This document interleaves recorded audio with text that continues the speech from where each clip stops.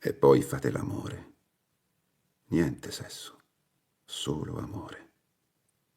E con questo intendo i baci lenti sulla bocca, sul collo, sulla pancia, sulla schiena, i morsi sulle labbra, le mani intrecciate e occhi dentro occhi.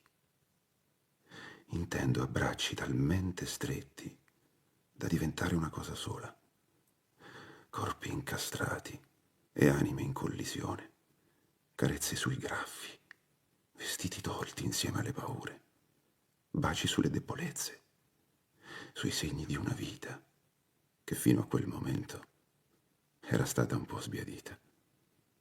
Intendo dita sui corpi, creare costellazioni, inalare profumi, cuori che battono insieme, respiri che viaggiano allo stesso ritmo.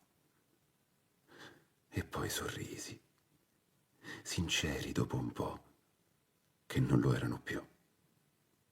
Ecco, fate l'amore e non vergognatevi, perché l'amore è arte e voi i capolavori.